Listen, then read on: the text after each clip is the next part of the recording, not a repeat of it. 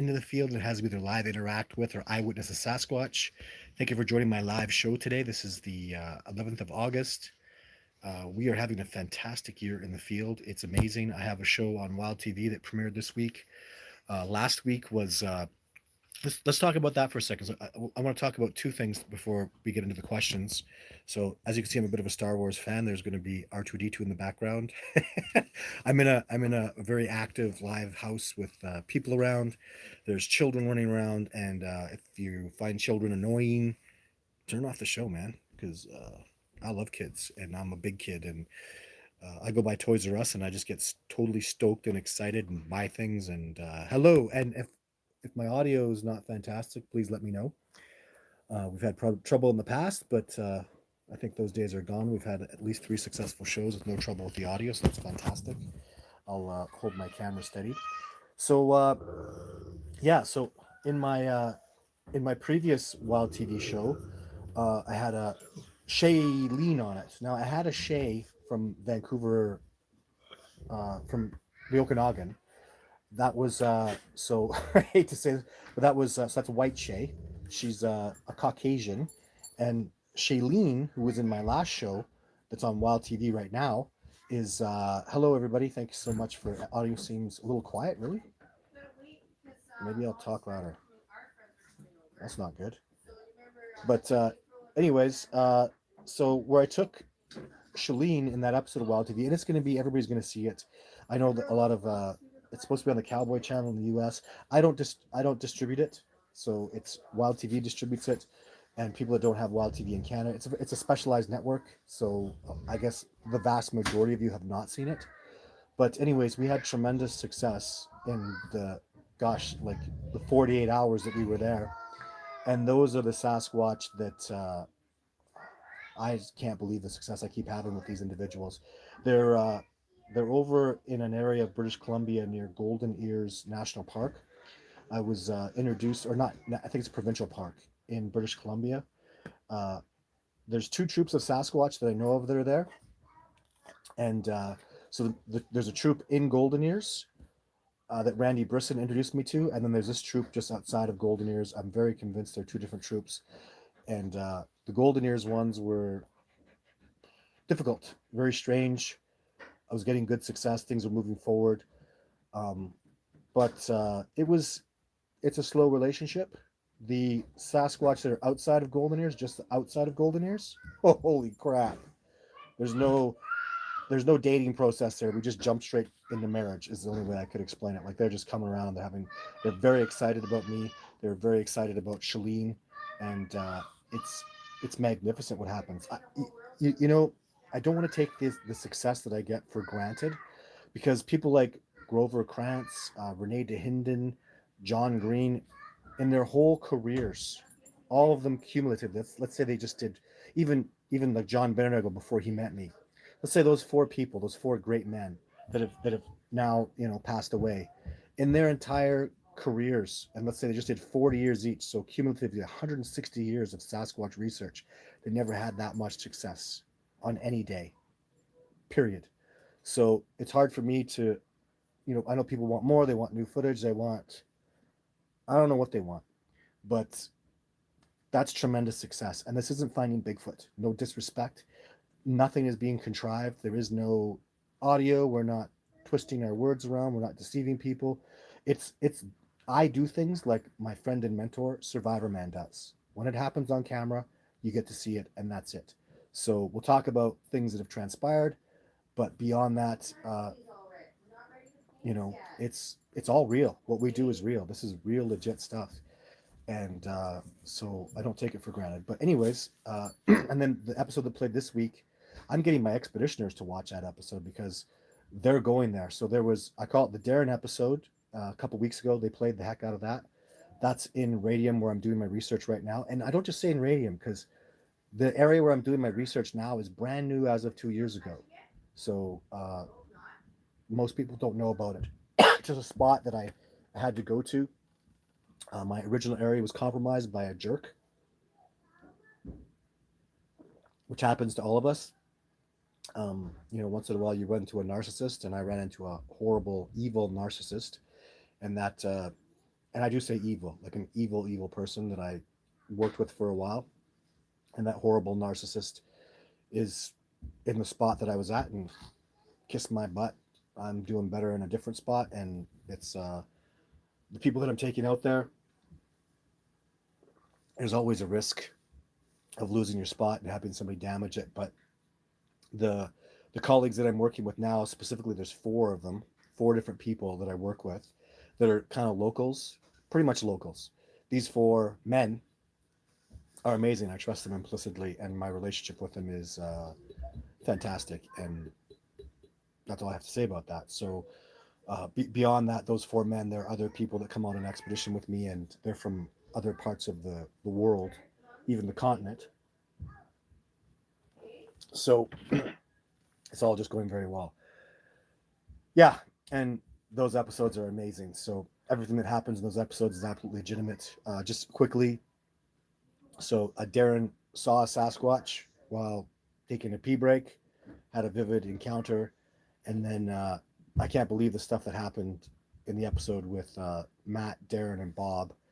Uh, Matt literally had a nighttime sighting where he saw the eyes of a Sasquatch, and then got up and walked towards it. And the next day, we substantiated that sighting with tracks. We're hearing. I'm having to label things very specifically. So, rock clacking is a rock clacking a rock. Rock knocking, we're calling that a rock hitting a tree. And then just whooping. What else are we hearing? Stick breaking, like tree breaking, snaps. So we're trying to be specific with those sounds, and everything is coming. Like the Sasquatch are coming around us doing that. There's a lot of consistency to it. It's amazing the results I'm getting this year. I'm actually astonished by the results we're getting this year. There's going to be some major, awesome things that happen. So yeah, I'm very excited about that. And yeah, let's get into some questions. So Andy, thank you for tuning in today. Very, very much, sir. Really appreciate it. Hello, Tennessee. Hey, Todd. Thank you. What's up, everybody? Lots of cool questions. When's my next adventure? Good question. That's from Josh. Josh England. Are you from England? My next adventure is my next expedition, and I'm going expedition crazy. End of August, beginning of September, end of September, October beginning. So I have so 5 more expeditions. So 5 weeks out in the bush in the next 10 weeks. So this is the big time of year. This is where I really get to produce. I don't know if I'm trying, footage is not my goal. Not at all. I've got incredible footage. What I'm going to do to get more incredible footage, and it was so brutally difficult, and the cost of that footage was more than I'm willing to bear anymore.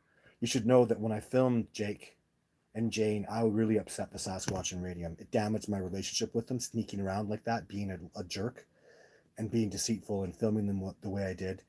It seriously damaged my relationship. So in 2009, I snuck up and got footage of Jane in a snowstorm. That was incredibly fortunate and lucky. And then, yeah, Jake's video, I call it video 6.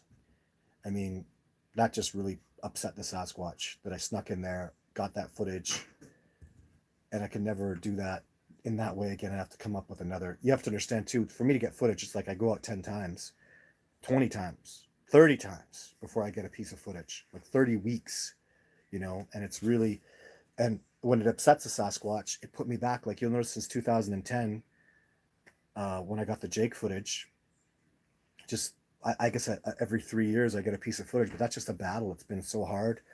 Really weird circumstances have to transpire that are beyond my control to get me that success. And I'm just not willing to risk that again because things are going so good. I want to get success. I want a Sasquatch to willingly come out and interact with us, like take an apple out of my hand. That's the goal. I won't be filming that. I'm not going to jeopardize that with the camera. So there'll be witnesses, hopefully. I would highly expect there'll be witnesses when that transpires or something to that effect. But yeah, it's all about making the discovery. That's paramount. That's everything. Filming them isn't going to do it. There is a piece of footage that we can get that would convince the world. That is not my goal this year. My goal is to have interactions. My goal is to have my teachers, the Sasquatch, to accept me in ways that are beyond anything I could imagine. I just have to. What I'm manifesting here is a miracle, an absolute miracle of interaction. It's going to be their way. Period. I'm the student. They're the teachers, and that's what I'm really excited to do. And I'm working with people that have that common goal. So, Marty says, when will we get to see that series? Soon. I don't really have control. It's not my series. It's Wild TV's series. So I'm told it'll be on Amazon Prime. They're not going to put it on YouTube very soon, and we'll figure something out. I'll work something out with you guys. You guys will be able to see it, so we'll work something out. Seen a Sasquatch tracks on the Mongolian Rim in Arizona. They followed us down the trail, didn't realize it till we were going back up and saw the tracks trail side. And you know what, Jeff? I always teach people this is so important. Think like a Sasquatch. They left those tracks on purpose.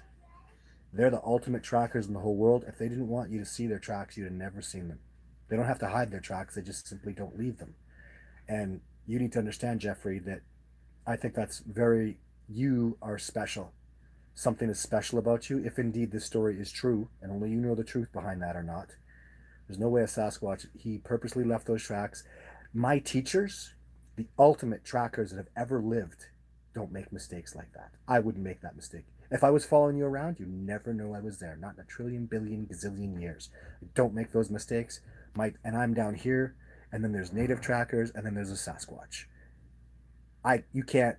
I wouldn't do that.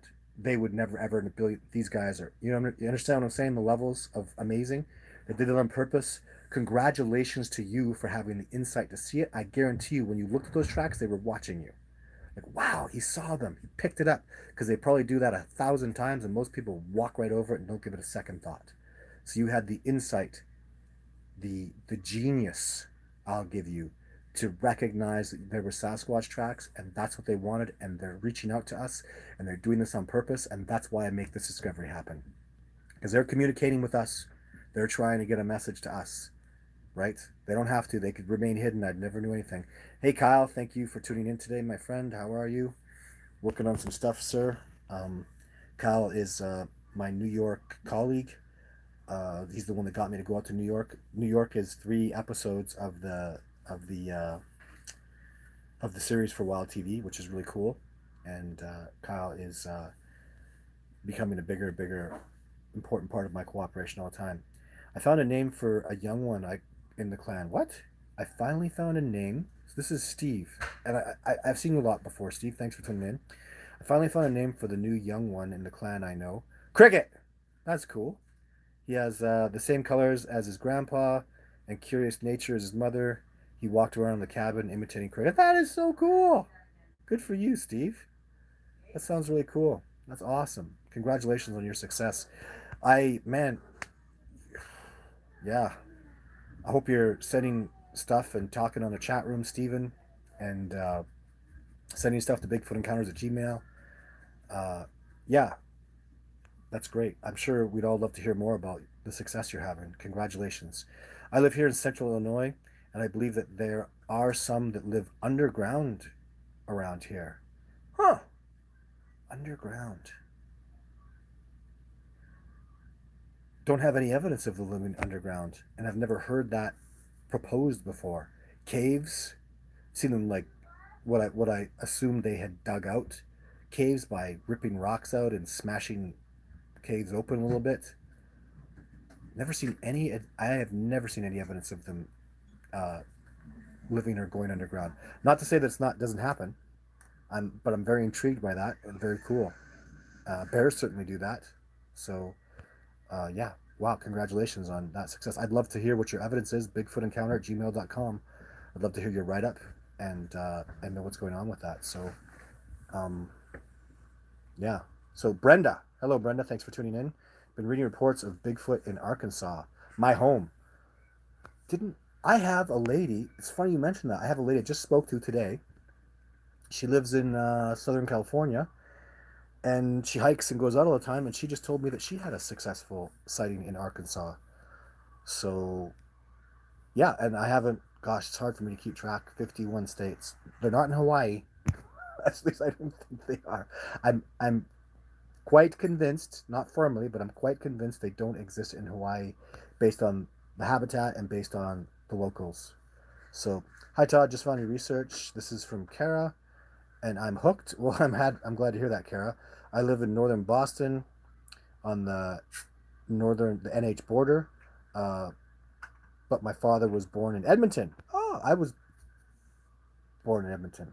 I don't know if I should say that, but yeah, I was born in Edmonton too. I went to the University of Alberta, which is in Edmonton, and I learned some of my primary tracking skills and knowledge of nature was acquired at a national park called Elk Island National Park, which is famous for its bison. So my native teacher taught me how to track, and just got some really amazing skills there. In some amazing ungulate skills because there's no bears there, there's no wolves there, there's no big predators. So it was very interesting to. It's not a natural ecosystem, is it? But the elk and the bison, there's a lot of nature that they're doing, and there's a lot of natural things going on, and so it's almost like I learned to track in a half of a bubble, right? Where is real nature now? You know, uh, California has wiped out all the brown bears, even though it's their national symbol and their flag. Preposterous. And bear populations are weird. Are there wolves anymore? Mostly annihilated. So, and they're a keystone species. So I know where there's nature. It's in where I live, and in the Kootenays, and lots of spots in Canada. We have good nature left here, and where I take people out in radium, and in the research site where I showed Jeff Meldrum a Sasquatch in Nordegg, Alberta. Those are very nice ecosystems. They've been terribly logged, lots of damage from men, but very few old growth forests. But the species there are wolves and mountain lions and bears and moose and deer and elk. Uh, so that's pretty cool. So that's cool, Kara. I'm fantastic. Welcome to our addiction, which is the discovery of Bigfoot. So Todd, what do you think of Lestrade? What do you think Lestrade was seeing when he was alone on top of the mountain and said was 50 to 70 yards away with the largest lights he'd ever? Oh man, just hovering in the air. Oh yeah, I don't know. I've seen some weird stuff, Joseph, but I don't think it's Sasquatch related. You want me to just tell you the truth? I mean, on at least 6 expeditions, that I've been out with other people, that one included. There's been, it's not Bigfoot, big lights like a spaceship or something. I don't know. There's weird stuff that you see out in the wilderness, and I remember one night even expeditioners out going, look, there's like a little light, and it got closer and further away, and it looked like a spaceship. It was flying around, and they took pictures, and they have them, and it's amazing. And I don't do UFOs. It's not my thing. I don't have enough experience. I don't know. I'm not afraid to say I don't know. Is it the Canadian military practicing? Is it a spaceship from outer space? At this point, I mean, we know that there are UFOs exist, but it's paranormal, a lot like Sasquatch, and they think that I'm not a paranormal researcher though. I don't consider my work paranormal. I do. I study a species I know exists. Don't believe they exist. I absolutely know they exist. I study them and I take people out. The Sasquatch are absolutely 100% real, no doubt about it. Believe this: I love my children with all my heart. I don't deceive my children in any way, and I'll look my son right in the eye, and he knows darn well Sasquatch are absolutely real. His daddy doesn't go out and risk his life because he believes in them. I know they exist, and so they exist. So, but with UFOs and stuff, they exist too, but that's not my thing. So I would suggest you go talk to somebody who has that expertise. There are people that are experts on this stuff, on those kind of things, and that's not what we're here for, because I have no level of expertise on that stuff. I simply know that UFOs exist as well. Seen the evidence, and I've seen stuff in real life, and I just know what I know. That's it. But not an expert. You could you could know Bigfoot exists, right? You could see a Bigfoot. You know they exist, but you're going to need to come to someone like me who's been studying them for years, someone like Jeff Meldrum's a primatologist, to really learn about what happened. Oh, I saw a Bigfoot, and then what, like the tracks today. Hey, I saw Bigfoot tracks. Well, I'm going to tell you they did that on purpose, and I am 99% convinced that that was absolutely purposefully done. There's no other reason for that to have happened. So you could know they exist. I know UFOs exist. I don't know nothing about them beyond that. It's not my study. It's not my field of expertise. Sasquatch is. I am a full-time Sasquatch researcher. That's my job.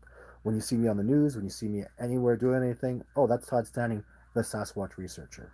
Some people have journeyman tickets in welding. Some people are firefighters. Some people are police officer. Todd Standing is a full-time Sasquatch researcher.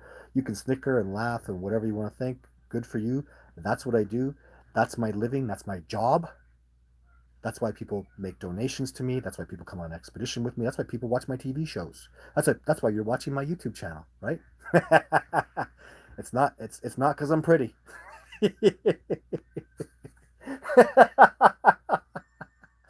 Ah, I make me laugh. Hello, Central Michigan Bigfoot and Wildlife. Thank you very much for joining today, sir. And Phil is on duty, my friend. Thank you very much for tuning in today. So, like I said, busy house in the background.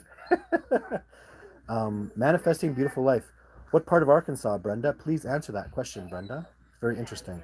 Now, Brenda said there was a sighting. Yes, so that's good.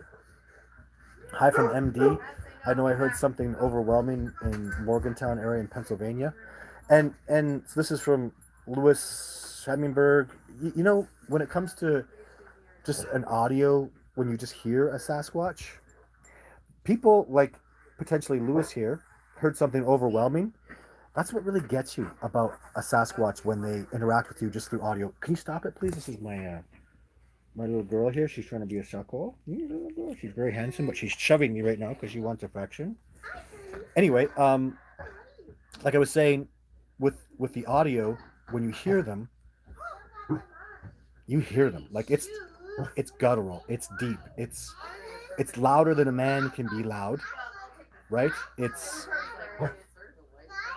Uh, it's hard to explain, but I understand. Like literally, there's no animal that can do that. There's no man that can do that. You'd need a megaphone. A megaphone crackles.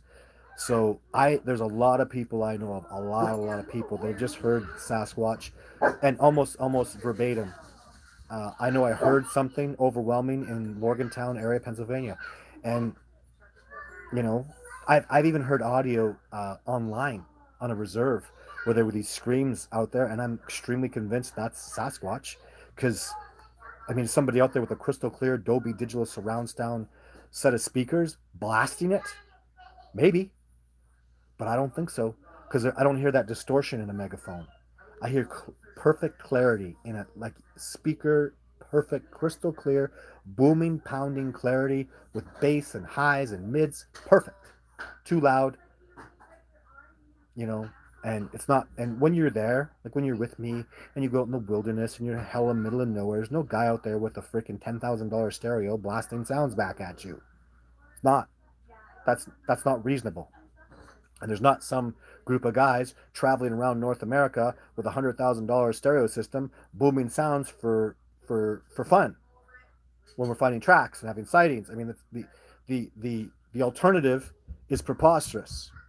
The answer is believe me, believe Jeff Meldrum, believe Survivor Man, believe John Bitternagle, believe all the people. Believe us. They exist, they're real. And Lewis, congratulations on your success.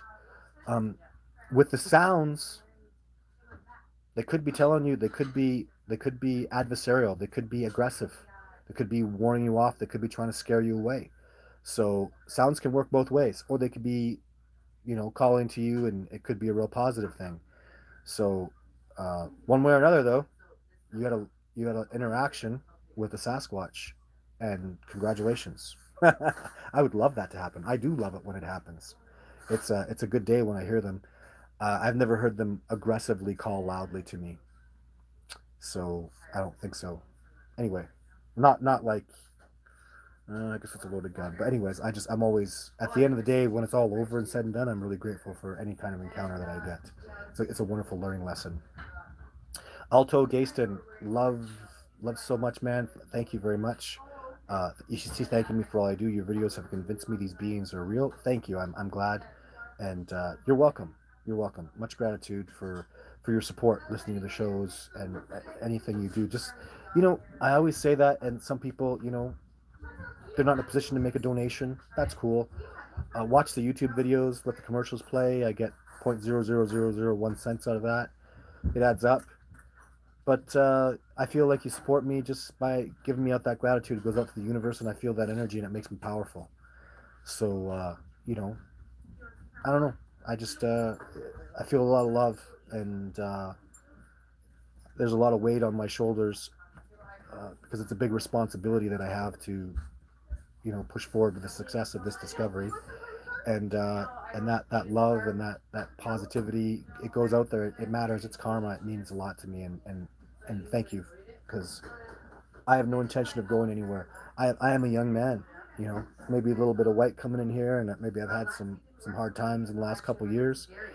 But I am very fit. I am very strong. I am 20-year-olds have a lot of trouble keeping up with me. I have a lot left in me. I'm not going anywhere. So by the time I actually get old and I start feeling the pain where I can't really like kill it and kick ass, that'll probably be in my 70s. I'll still be hiking around. John Bitternagle was doing it. My dad was doing it till he was 73, very well. And I'm healthy, fit, strong, and I'm not going anywhere. And I have a long time before my body starts to break down. And when it does, I still have the wisdom to go pass around. I still have seminars I can go talk at. There's you know people I can train, and so I have long ways to go.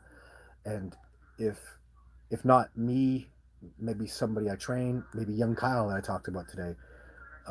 Maybe somebody that I've worked with, somebody I've inspired can go make this discovery.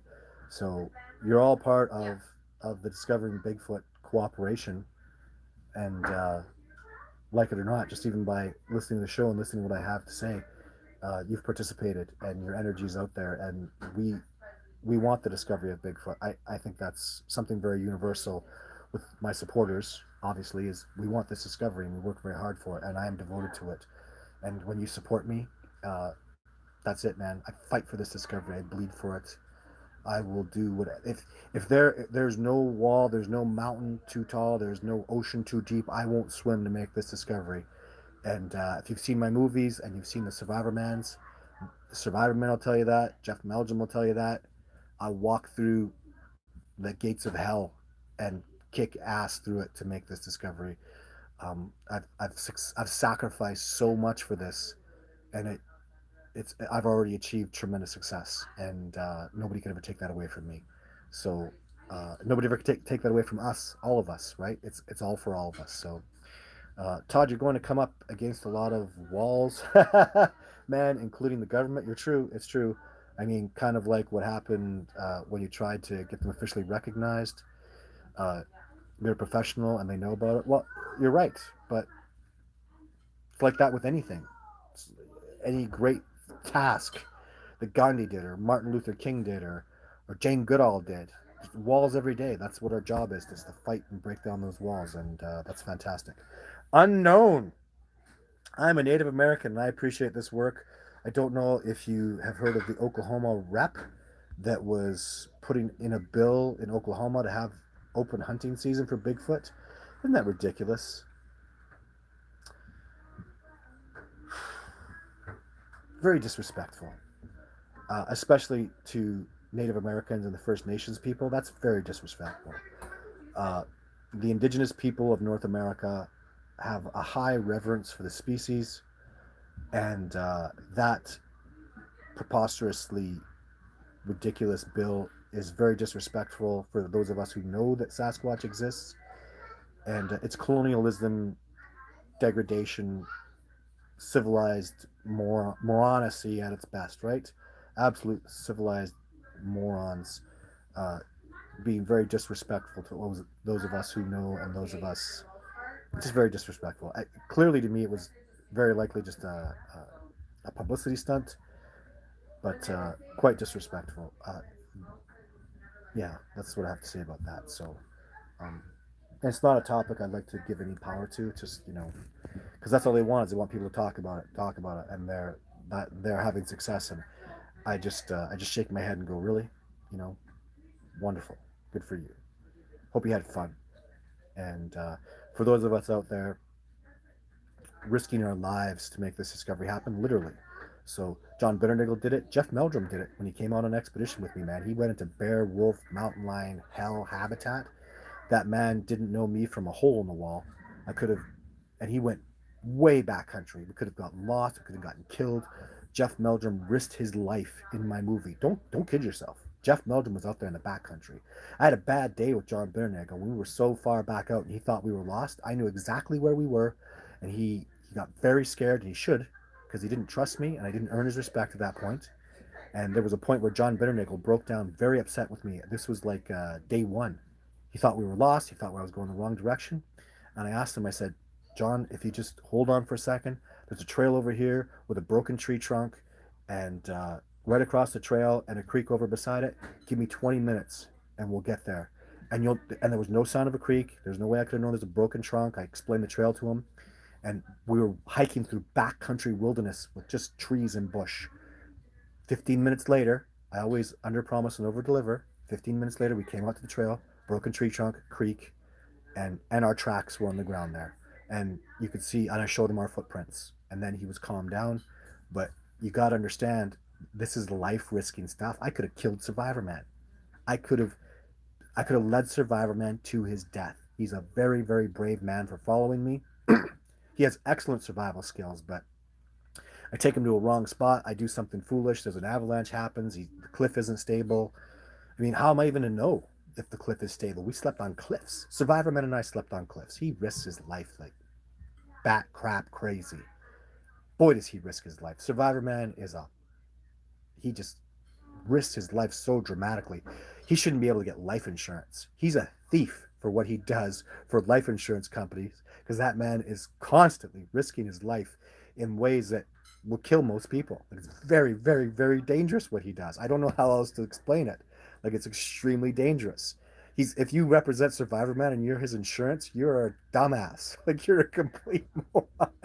I couldn't get life insurance until I met Survivor Man. I'm like, how do you get life insurance? And he showed me the trick, right? Because nobody would insure me when I'm honest with them. I mean, what I do is more dangerous than skydiving. If you skydive for a living, you can't get life insurance. You know what I mean? If you bungee jump for a living and that's your job, they're not giving you life insurance.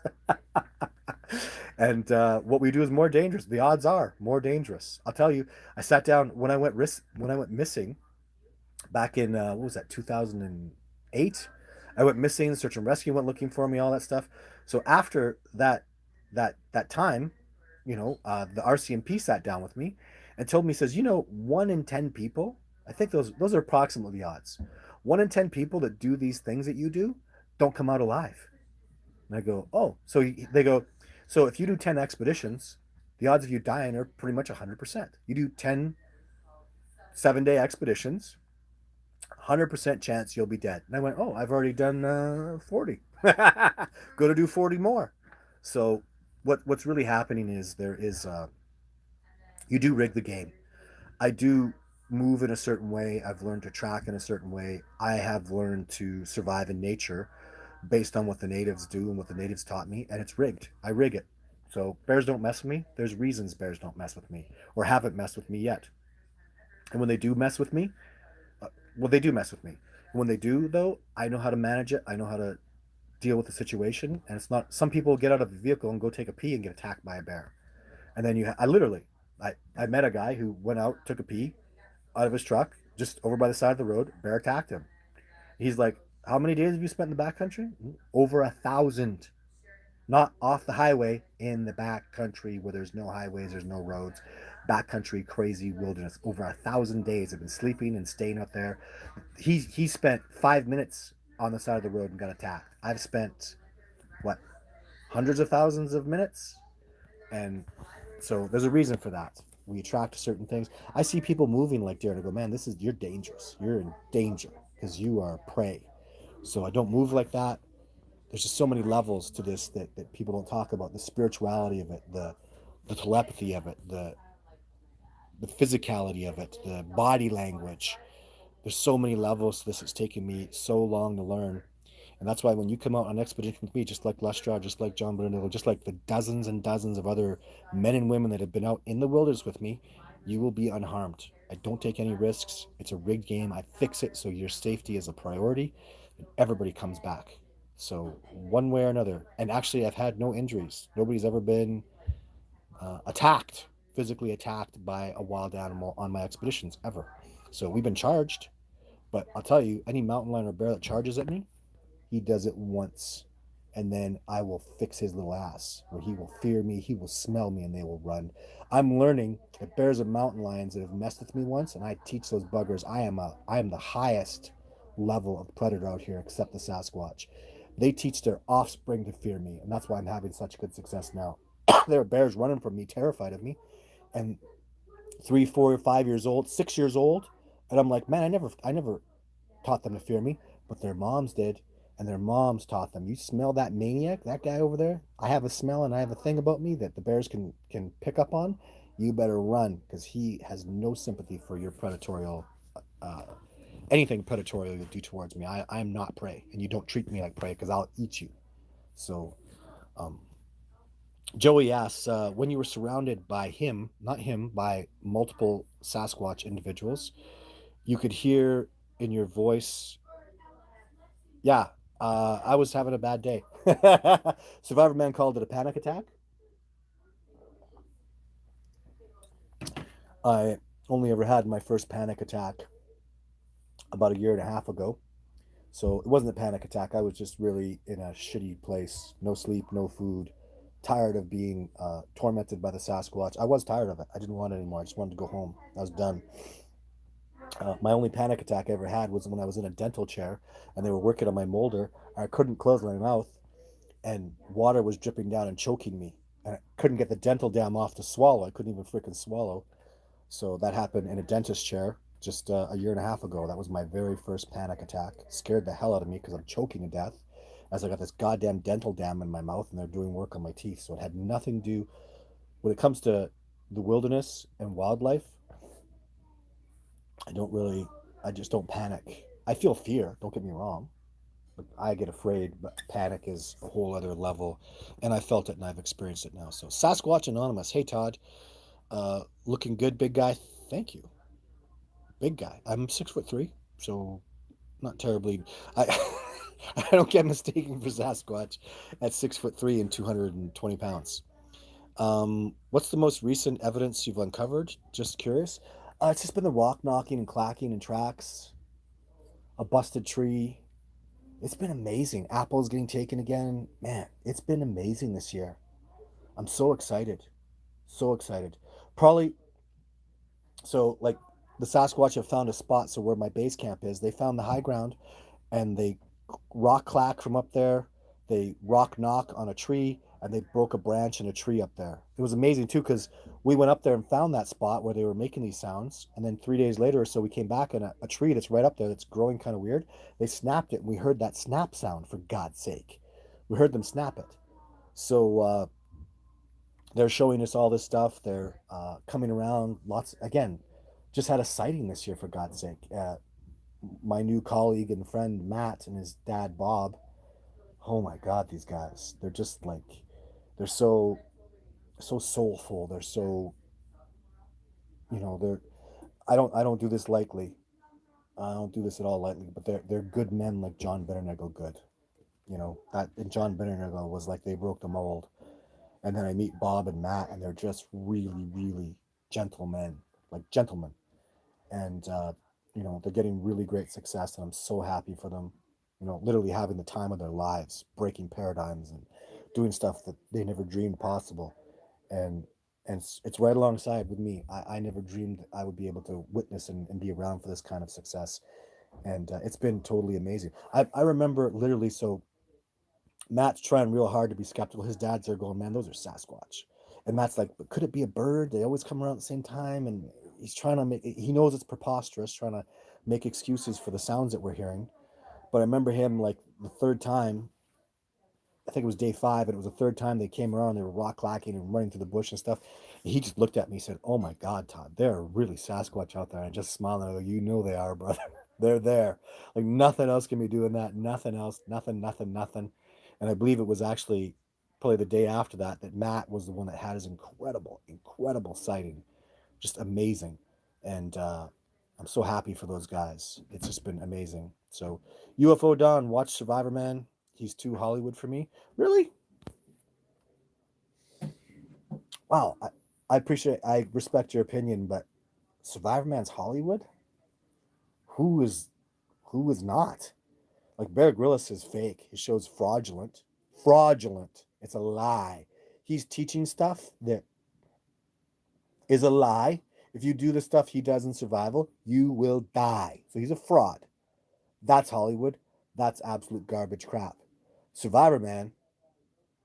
I mean, I was with him. I know his stuff. It's real. So, Bear Grylls is man versus wild. WTF? You don't verse wild, you idiot. Man is of wilderness. Get back to wilderness. Work within wilderness. Cooperate with wilderness. Survive with the wilderness, or you will die. Don't verse it. You're done. Go out there with your guns and your technology, and you verse nature. Don't eat nature. If you're versing nature, you don't get to eat. You want to go eat berries? Too bad. You're versing nature. Go piss on the berries. Oh, you want to eat a deer? No, you're versing nature. So you don't get to be a predator and eat deer. And even if you do steal from nature and you try to verse it, it'll get you, man. You'll lose. So, and I'll be there smiling over your ass when you think you don't verse nature. It's preposterous and ridiculous. You are part of nature. Become nature. Be grateful for nature. You when you harvest a deer, be grateful and to nature for providing you with sustenance. When you go pick up and track berries and survive with them, you be grateful that the land provided for you. So people think we're all separate from nature. What do you eat? You know, domesticated creatures that were from nature, that are still living off the planet, eating grass and corn, and I don't know. It's really don't get me started about this stuff. I'll just go nuts. But what do I think about Scott Carpenter? I don't know Scott Carpenter, so and sometimes I'll tell you this: I don't know Scott Carpenter, but sometimes I meet these people. Like I may have met someone like Scott Carpenter, and I talk to them and they say ridiculous things, and I just forget about it, and I don't remember them anymore because I don't want to hate on anybody. So I had, you know, just crazy stuff with people. You know, like I remember a guy told me about the interdimensional Sasquatch. And he wrote a book, I think, with the Sasquatch teleporting into an interdimension. And I talked to that guy, and man, it's like, you know, hey, respect that he believes those things, and he believes those things. Nope, is what I have. Just nope. Nope. Sorry. So that's it. Dwayne says, "Hi there. It's so hard to get perfect lighting when you're taking pictures. I noticed you mentioned joints. Yes, I believe there is joints. What do you mean by that? It's impossible to get perfect lighting. Well, actually, no, it's not impossible, is it? Just cloud cover is the best. Direct sunlight is hard, but you can still get a shot. People say it's just it's not ideal conditions. Direct sunlight. I'll just say that, right? Jane is in filmed in direct sunlight, and people complain about that photograph. Well, what do you want me to do? Pray for a cloud to come in? And it's not just direct sunlight where there's snow on the ground, so snow is bleaching off the ground up into her face with the snow from above. I mean, they were very mediocre light conditions, but I don't care. That's a Sasquatch, and I don't care if you don't like the way she looks. Too bad. So that's a real Sasquatch.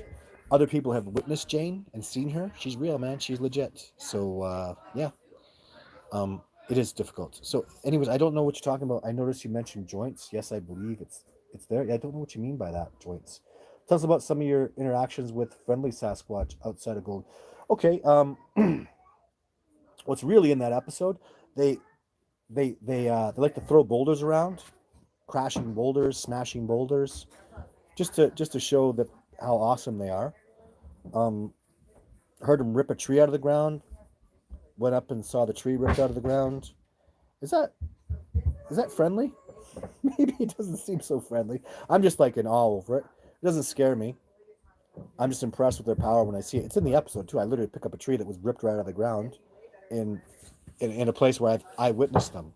Um, my eyewitnessing of a Sasquatch was he just went booming.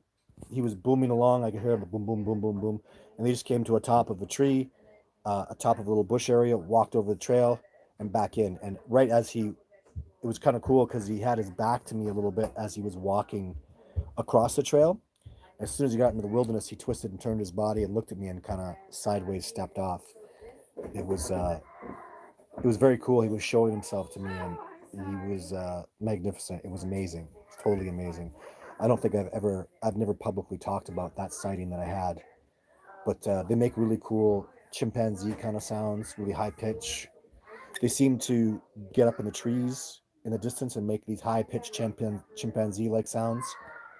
Hard to explain. Like I don't want to duplicate it because they make terrible sounds and it sounds ridiculous. But that's amazing. And then I guess what's in the episode is the darn Sasquatch came right up to the tent, right where I think it's a tent. It's 360-degree tent. Came right up to both where Shalene's head and my head was, and he started going with his nail. Let's see if I can make with for like 3 minutes. He just took his finger and went around the tent like that, right where our heads were, and that's amazing. I woke up and Shalene doesn't know anything about the bush. She goes, "What is that?" And I didn't know what to tell her because she was scared. She's terrified. Her eyes are big, and she's like, "What is that?" I can't do, what is that? Like you hear the shit, and I'm like, I don't think you want to know because I didn't want her to panic. And then I wanted to go outside the tent, and then she got really upset because she didn't want me to leave her. And then my suggestion was, "Come outside the tent with me." So I stayed in the tent with her that one time, but we can't do that again because I have to get out there and do what I do. But I think those are amazing interactions, um, totally amazing. So uh, even the boom, boom, boom, I never take that for granted. That's always wonderful to hear that. They're off camera. I think I did do it on camera. I heard them do a boom, boom, boom, and believe me, I looked right at Shane. I'm like, they're here, man. That is, it's from an old show, Poltergeist. For those of you who don't know, it was a it was a catchphrase. They're here, like the spirits are here. And I'll tell you, when I say that around Sasquatch, boy, just smile, smile ear to ear. I'm stoked because, man, I want to see the Sasquatch, and that's what we're out there for. That's what it's all about. And they don't scare me. I just get so excited. I work so hard. I spend so much time devoted to this discovery that when they come around, man, I'm weird about it now. Like a switch just goes off, and I get so excited, and I'm so happy. And the Sasquatch in California hurt me and harmed me. I was really excited to be around him, and I was really happy that that they were interacting and that they were around. But when he hurt me, um, I guess I was scared of him when he hurt me, and he let me know that I wasn't welcome there. And I'll tell you though, it was my feelings were hurt more than I was physically hurt because he doesn't want me around, and it just hurt my feelings that he was angry at me, and I just have so much respect for the Sasquatch, and I was very disappointed. So so I won't be afraid of them, but I will be disappointed if the Sasquatch are around me. My point is, if the Sasquatch are around me and they don't want me to be there, and they're going to be aggressive with me and push me away, it hurts my feelings. I feel unhappy about it. I feel rejected. I am very disappointed, and I really wish that that wouldn't happen because you know I just love the species. I just admire them so much, and for them to be angry at me and aggressive at me, it hurts my feelings. And so that's where the pain comes is in that hurt. So, and you see how my perspectives are very different, just very off from what you would think. So, yeah, that's awesome. So, just do a couple more questions here, guys. Fun show today. Uh, do you think you'll ever run into Jake again? Elizabeth, you're trying to evoke an emotional response out of me. I don't think so. I think he's gone. I think the odds of me seeing him again are none, and it hurts my feelings. I miss him. He's awesome. We went through so much together. Like, man, we went through so much. He's my digit. If you know about Jane Goodall, he's my digit. Like, I'll always just, but my heart tells me he's gone far. Like, I think he went north, far north, just left. And I just feel like he's gone. And I hope he's so happy in his new life. So, yeah. We need to set up a protection for them ASAP. Thank you, Unknown. I worked hard for that for many years. So, it's a big conversation. Um, and what's going on here? Had something double whooping at me last week while in the woods behind my place. Went went out for 10 minutes. I'm sure it was Oma. That's awesome. This is from Swamp Bottom Living. Good for you. That's awesome. You know, build a relationship. Watch my movie. Watch the Survivor Man episodes. They're online. Hopefully, you can learn a lot from that stuff. And if you have specific questions, you know, let's do it. So, so cool. Yeah, and people are saying wonderful about that. So, someone's asking me how many Sasquatch photos do I have to share? Oh, dozens. I mean, I have multiple. Well, videos are more my thing. I'm not a photographer, I'm a videographer. So, photography and videography are very different, very different. You would think there's a big difference between the two, huge. So, I don't claim to be a photographer. I'm an amateur photographer at best, and I'm a very good videographer. I really know my camera, I work hard on my equipment. So a lot. The reason I'm telling you this is in the videos I have video stills because I used to shoot in 1080p. I always shoot in full frame, so you can pause any one of my videos and have a full frame picture that we take out. Each picture is about a megabyte. Now it's bigger, but back then it was approximately 1 megabyte photograph that I would show. So I have thousands, right, to share. And but specifically, let's go through it. So you see a Sasquatch in video 2, a Sasquatch in video 3, video 4. Video 4 is Jane. Video 5 is Jake. Sorry, I made that mistake. Video 6 is a log thrown at me. So that's 5. Video 7 is the thermal. Video 8 is Kubota, which is so cool, right? The dark, kind of scary looking Kubota. So I have 7 different videos, and some of those, like video 4, has photographs, and so does video 5. They both have some photographs because the camera. Anyways, they just do have some photographs. And then so I have those 7 that are public, and then I have 3 more that are coming out. So anyways, that's it for the show today, guys. Lots of really wonderful things saying here. Andy says you might like if you'd like to make a donation, you can go to discoveringbigfoot.org, or Patreon is awesome. Patreon has been fantastic for me. So I really yeah, I'm really grateful for all the people that make donations on Patreon. PayPal works excellent too. I have lots of people that make monthly donations. So you can make a lump sum donation, or you can make a monthly donation. It legitimately goes. My whole life is about the discovery of Sasquatch. I mean, you literally, like, you can't. This is you know, my little room, and I don't know. There's always going to be something Sasquatch related around somewhere. So I don't see anything Sasquatch related. Anyways, those pens are used for all that paperwork is Sasquatch paperwork. You know, writings and people telling me about their experiences and new information I'm learning from primatologists. I mean, it's my whole life, guys. It's so important. Basically, I have a family and I'm a dad. I do Sasquatch research, and I have hobbies like I haven't snowboarded in 3 years, and I got to get back to that. And you know, hiking and the discovery of Sasquatch is entirely my life. I want to help people make the discovery. I want to work towards the discovery of myself. Very passionate about this. It means it's one of the most important things in my whole life, behind my family, behind my children. But it's way beyond a job. I wake up every morning and I'm so grateful that this is what I do, and I'm so happy to make TV shows and movies and do these YouTube live videos. I'm a very, very happy, fortunate man. And that's advice I have for anybody. I had to be brave and do things that everybody said I shouldn't do. Everybody told me I couldn't do it. I know this is a cliche, but I've been very, very brave. I've pushed and I've done things that other people were afraid to do, and I've risked a lot. And when you're brave like that with anything you do, when you're brave in your life, high risk, high reward, and that's how I've lived. I've taken a lot of risks. I've been very brave, and that makes the world a better place. I'm saying this because you can be brave, and if you're not going to be brave, you're not going to have a great life. If you're not going to take risks, you're not going to have a great life, and that's my secret. So, again, if with Sasquatch, if that helps you move forward and helps facilitate this discovery, you got to be brave. You got to do things that I haven't done. You got to take this to another level, and you can do it. Please.